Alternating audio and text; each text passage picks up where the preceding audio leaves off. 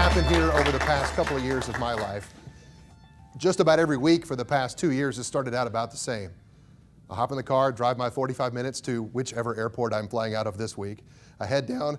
Okay, if I've had a bad week, I might opt in for the security pat down. But usually I just go through the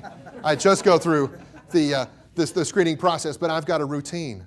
I know which bag to pack. I know what goes where.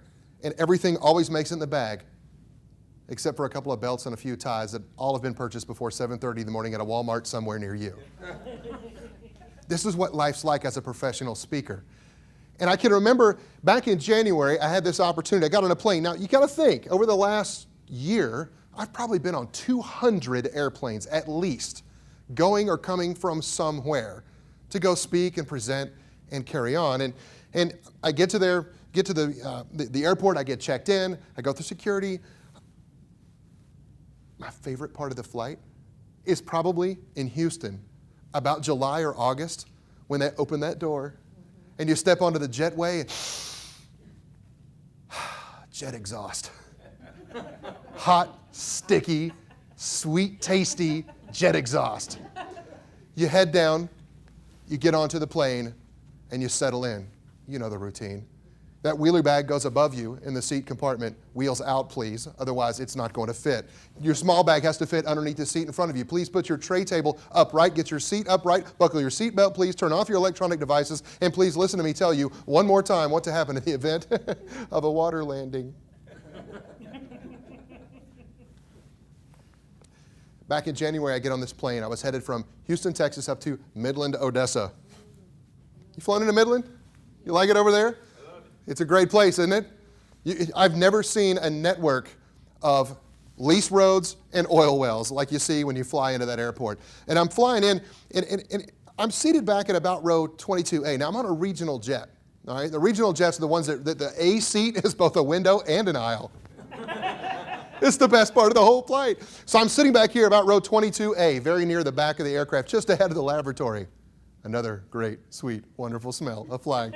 So here I am on the plane, having a great time, sitting back there in my routine. I've got my Kindle going, I'm reading a book, I've got an iPad, or my iPod going, playing some music. But I kind of noticed something different. I noticed it started when I got on the plane, and there was just something amazingly pleasant about this flight attendant. I've been on a lot of planes, and trust me, they're not all that nice. But there was something really amazing about this flight attendant. She was polite. She smiled. She talked to everybody. And before the flight had taken off, I caught a glimpse of her name tag, and I knew what was coming. We get up to our cruising altitude. She starts coming back down through the aisleway with her cart of beverages.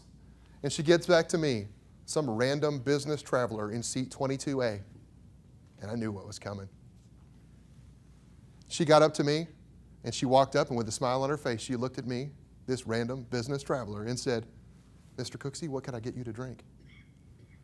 And I smiled, and I said, "Judy, you won't remember me, but 3 years ago," she said, "you're the guy that wrote the blog."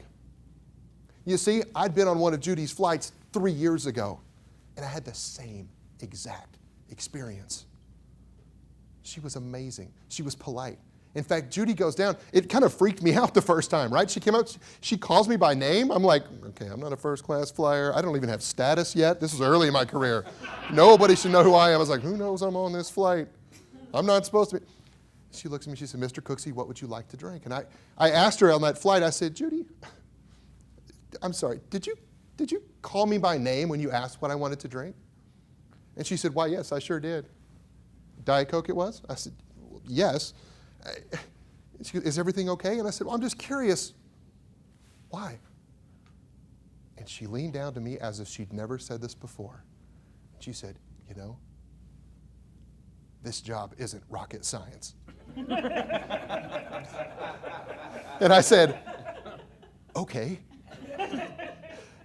She said, "You know, a few years ago I was flying around, and I fly a lot. You think I fly a lot? You think we fly a lot as speakers? These flight attendants get it done."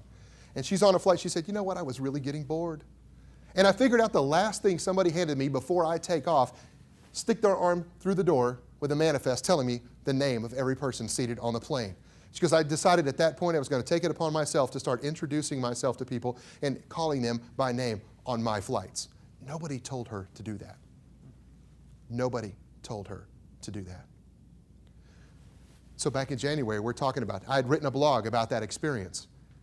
I had also sent a quick note over to the airline and said, please recognize Judy McClure as being an outstanding person who works for you. But I never knew if Judy had gotten the message. She said, oh yes. She said, first of all, I didn't know what a blog was until my boss handed me a copy of yours in a meeting. And I said, all right, that's good. What are we going to do with that? She said, well, I just wanted to tell you thank you. And I said, Judy, this is great. And so we chatted for a few minutes, and you could tell the person behind me was like, my Diet Coke, please.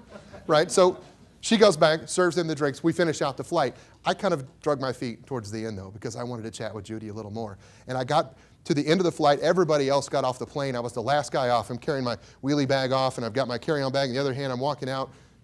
And I stopped, and I said, Judy, I just wanted to say again, thank you. And she looked at me. She said, wait a minute, before you leave. You travel around and you teach people about customer service, don't you? She did read my blog. I said, yes, I do. She said, let me ask you a question. What could I be doing different? My jaw hit the jetway. I said, Judy, do you understand for the past 3 years I've been telling your story as what to do for great customer service, how to take initiative, and nobody told you to call anyone by name. I said, let me ask you a question, Judy. Where did you learn it? She said, you know, as I think back, it probably had something to do with my mom and dad. They owned a five and dime store when we were growing up. My dad was in the retail business, and he knew that it was all about relationships. Now, I've given a lot of thought to that since I visited with Judy in January, and I've started paying attention. With all these audiences, large and small, people that work for big companies, little companies, public, private, for-profit, not-for-profit, I'm looking for the common thread saying, what is it people come to hear me speak about that they want to change, that they can make a difference when they get back to their companies and organizations? And I figured out that people crave those business relationships. Judy had my attention, my full attention. Her job on that plane is not to serve me a beverage. It's to be there in the event of an emergency to help us safely evacuate the plane. She's a safety officer. The average traveler doesn't know that's the primary role of a flight attendant. But she took it upon herself and said, it's way beyond safety. She said, if I can just help you enjoy this one flight. That's her contribution back to what she does. What kind of relationships do you build with your vendors, your customers, your employees, your boss, your spouse? Folks, I can tell you, all the problems I've helped coach people to understand how to become better at what they do. The experience you pro trackers have gotten by being surrounded by people that you learn to trust, to share advice with, to build each other up. Please know, at the core of all of your problems in any organization is how well you learn to communicate with each other so you can build the trust required to have great relationships. I applaud each and every one of you that are graduating today for taking that bold step. I loved the message of being here to become better at what you already know inside you can do and get that message out. I thank you all for the chance to be here today, and I challenge you all, focus on those relationships, and the rest of it falls right into place. Thank you.